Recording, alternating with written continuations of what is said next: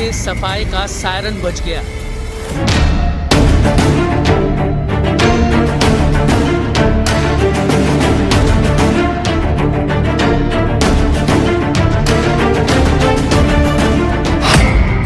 देशों पर पुतिन के एटम बम फटने का सिग्नल मिला।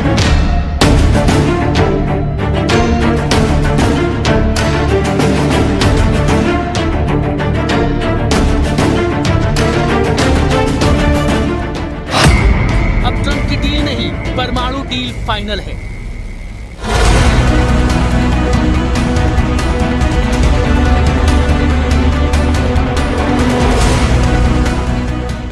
रूस बदले की आग में जल रहा है क्योंकि पुतिन के घर पर हुआ ड्रोन हमला विश्व युद्ध की वजह बनने जा रहा है। पुतिन ने ऐलान किया है कि जितने सबूत चाहिए वो दुनिया देख ले, लेकिन ज़ेलेंस्की को अब सबसे खौफनाक सजा दी जाएगी। पुतिन की जान लेने की कोशिश की सजा। अब ज़ेलेंस्की को वो तमाम दोस्त भी सहेंगे जिन्होंने यूक्रेन युद्ध में बारूदी साजिश रची है। इसलिए 2026 की शुरुआत में पुतिन ने खौफनाक फैसला किया है।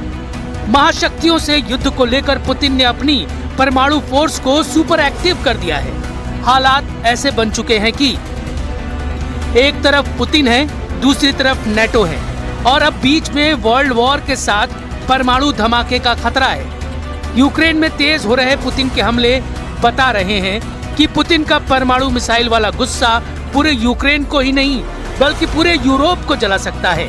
रूस के हमलों से साफ है कि पुतिन का प्लान बहुत खतरनाक है क्योंकि अब ये युद्ध ज़ेलेंस्की के हाथ से निकल चुका है। ये बात ट्रंप भी जान गए हैं। ये तस्वीर देखिए जिसमें काली वर्दी में रूस के जनरल स्टाफ के डिप्टी हेड एडमिरल इगोर कोत्स्युको हैं। इनके साथ नीली वर्दी में मॉस्को में यूएस एम्बेसी में military attach representative captain Richter Tibetan है। रूस के जनरल ने ट्रंप के कैप्टन को वो सबूत दिए हैं जिनसे पुख्ता हो सके कि यूक्रेन ने ड्रोन हमला सोच समझकर किया, पुतिन को निशाना बनाने के लिए किया। जिन आरोपों को यूक्रेन नकार रहा है उसके खिलाफ रूस लगातार सबूत और गवाह सामने लाता जा रहा है। डरावनी बात यह है कि ट्रंप रूस के सबूतों पर संदेह जता रहे हैं। ट्रंप ने पहले तो पुतिन के घर पर हुए हमले पर गुस्से का इजहार किया।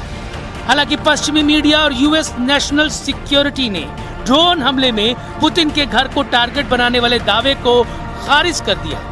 उसके बाद ट्रंप के सुर बदल गए, जिसके बाद एक बार फिर रूस ने ट्रंप को सॉलिड प्रमाण थमा दिया है।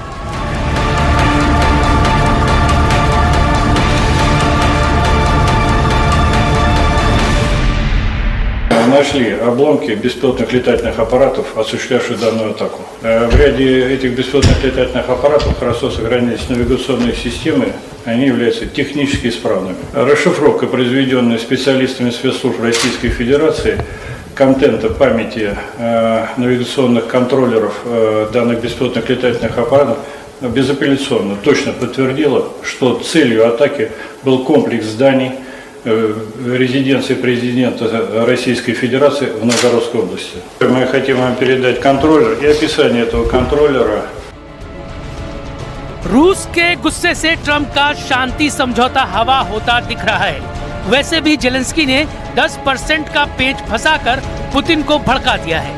पुतिन के पास अब दुश्मनों से बदला लेने के एक नहीं बल्कि दो कारण हैं। इसी वजह से उन्होंने अपनी न्यूक्लियर कमांड पूरी तरह से एक्टिव कर दी है। पुतिन तमाम खतरनाक न्यूक्लियर हथियारों और उनके डिलीवरी सिस्टम को बार बार टेस्ट कर रहे हैं, लेकिन ट्रंप का रुख अब तक क्लियर नहीं है। सुपर पावर को कॉन्फिडेंस में लेकर ही पुतिन अगला कदम उठाना चाह रहे हैं।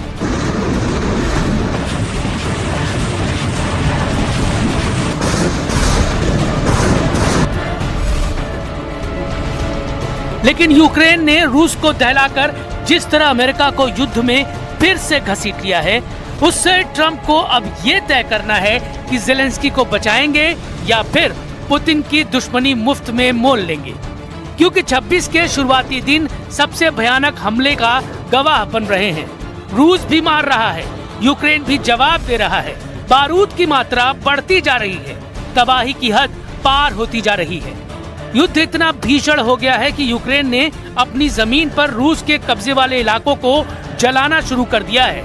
रूस ने दावा किया है कि यूक्रेन ने खेर्सोन में खूनी हमला कर 24 लोगों को मार डाला है। मारे गए लोग न्यू ईयर पार्टी कर रहे थे। ये उसी जगह की तस्वीर है जहां विस्फोट में 24 के चीथड़े उड़े और 50 से ज्यादा लोग बारूदी विस्फोट में जल भुन गए। रूस के रक्षा मंत्रालय के मुताबिक यूक्रेन के दक्षिणी खेर्सोन में खोरली के होटल और कैफे पर बमबारी की गई है। ये जगह क्राइमिया के करीब बताई गई है, जहां दनादन ड्रोन बम फटने से पूरा होटल जलकर राख हो गया। धमाके इतने जोरदार थे कि होटल की इमारत को भारी नुकसान पहुंचा है। यूक्रेन के इस हमले के जवाब में रूस ने 2000 ड्रोन से पलटवार शुरू कर दिया है। 1 जनवरी की शाम से शुरू हुए रूस के हमले के पहले राउंड में ही 200 फाइटर ड्रोन रूस ने दाग दिए, जिनके निशाने पर यूक्रेन की कई पावर ग्रिड थी। ओडेसा और वोलिन में रूस के भयानक हमले के बाद बिजली सप्लाई ठप पड़ गई। रूस ने शाहेद ड्रोन की बौछार से लुत्स्क और कोवल को भी बारूद से पाट दिया। रूस की आर्टिलरी लगातार यूक्रेन के हथियार डिपो पर बमबारी कर रही है। इस बीच रूस ने दावा किया है कि उसकी मिलिट्री फोर्स ने यूक्रेन के Su-27 जंगी जेट को भी ढेर कर दिया है। रूस के डिफेंस सिस्टम ने ज़ेलेंस्की आर्मी के गाइडेड बम और 250 ड्रोन तबाह कर डाले हैं। जबरदस्त जंग के बीच ट्रंप को पुतिन के घर पर हुए ड्रोन हमले के सबूत भेज दिए गए हैं, जिसके मायने ये हैं कि अब पुतिन रुकने वाले नहीं हैं। रूस भयानक बदले का प्लान बना चुका है। ये बदला सिर्फ रूस की बर्बादी वाला नहीं, इसमें यूरोप और नेटो की तबाही भी तय मानी जा रही है, क्योंकि पुतिन ने बेलारूस में परमाणु हमला करने वाली ओरेशनिक मिसाइलों की तैनाती महज डराने भर के लिए नहीं की है। ओरेशनिक क्या भला है? जो जानते हैं वो उसके नाम से कांपते हैं। ओरेशनिक मिसाइल से पुतिन पूरे यूरोप को 20 मिनट के अंदर तबाह करने की ताकत रखते हैं। ओरेशनिक मिसाइल से मिलने वाली मौत बहुत ही भयानक होती है। 4000 डिग्री में यूक्रेन को जलाने के लिए एक बार फिर तैयार हो चुका है रूस का ओरेशनिक मिसाइल। 4000 डिग्री की सेल्सियस वाली भट्टी तैयार है। यही वजह है कि 4000 डिग्री में ज़ेलेंस्की को जलाने का दूसरा मिशन लॉन्च होने वाला है। लुकाशेंको की ताजा चेतावनी इसी ओरेशनिक मिसाइल को लेकर आई है, जो 4000 डिग्री वाला हमला करती है, जिससे ऐसी गर्मी पैदा होती है कि सब कुछ भाप बन जाता है। पुतिन की ओरेशनिक एक परमाणु मिसाइल है, जिसमें जरूरत पड़ने पर एटमी हथियार बनाया जा सकता है। अब तक यूक्रेन पर जब ये मिसाइल गिरी तो इसके वॉरहेड में सिर्फ बारूद था। बावजूद इसके एक के बाद एक ओरेशनिक धमाके से यूक्रेन का नीप्रो शहर कब्रिस्तान बन गया था। अब की बार जब पुतिन के घर पर हमला हुआ है तो रूस ने कह दिया है कि परमाणु बम जैसा हमला करने वाली ओरेशनिक मिसाइल लॉन्च पैड पर पहुंच चुकी है। रूस ओरेशनिक मिसाइल से फिर हमला करना चाहता है, लेकिन वक्त क्या होगा पुतिन ने ये नहीं बताया। Если нужно будет, мы увидим, что требуется применение более мощного оружия средней дальности, мы, конечно, его используем. Но мы не спешим, у нас ведь это не секрет, да мы не скрываем. И я говорил, у нас пока немного этих систем орешник. Они у нас есть. И не одна система. Но мы не спешим их применять, потому что это оружие мощное, оно предназначено для решения определенных задач. पुतिन ने साफ कर दिया है कि ओरेशनिक से फिर हमला करेगा रूस। पुतिन ने बता दिया है ज़ेलेंस्की को जलाने का दूसरा मिशन। पुतिन ने बताया है 4000 डिग्री की भट्टी में उबलेगा यूक्रेन। कह सकते हैं ओरेशनिक मिसाइल अब सिर्फ यूक्रेन ही नहीं बल्कि नेटो के खिलाफ भी पुतिन का ट्रम्प कार्ड बन चुकी है। 6 वॉरहेड के साथ पुतिन इस मिसाइल से यूक्रेन को दहला चुके हैं। अगर पुतिन ने इस मिसाइल को यूरोप के शहरों पर फायर किया तो क्या होगा? रूस की कापुस्टिन यार्स रेंज से ये मिसाइल फायर की गई तो 3200 किलोमीटर दूर लंदन पर यह मिसाइल 16 मिनट के अंदर गिरेगी और लंदन जलने लगेगा। अगर जर्मनी पर यह मिसाइल दागी गई तो 2300 किलोमीटर दूर बर्लिन पर यह मिसाइल 11 मिनट में गिरेगी। अगर फ्रांस पर यह मिसाइल दागी गई तो 3100 किलोमीटर दूर पेरिस तक पहुंचने में इसे महज 15 मिनट लगेंगे। अगर बेल्जियम पर यह मिसाइल दागी गई तो 3000 किलोमीटर दूर ये कैपिटल सिटी ब्रसल्स पर 14 मिनट में गिरेगी।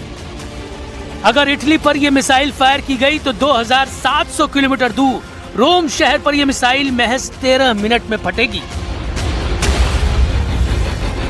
पुतिन की सबसे बड़ी गेम चेंजर मिसाइल है RS-24। जंगल में छुपते हुए आगे बढ़ता हुआ ये ट्रक ही इसका लॉन्चर है। पुतिन कई बार इसकी टेस्ट लॉन्चिंग दिखा चुके हैं। अब डर है कि यूक्रेन युद्ध के दौरान इसका असली प्रैक्टिकल भी देखने को न मिल जाए। पूरी दुनिया बस इसी डर से घबराई हुई है।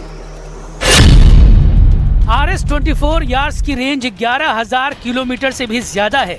ये पुतिन की सबसे आधुनिक लैंड बेस्ड मिसाइल है। वहीं पुरानी UR-100 स्टेलेटो अब भी भरोसेमंद मिसाइल है। रेंज 10,000 किलोमीटर से ज्यादा है।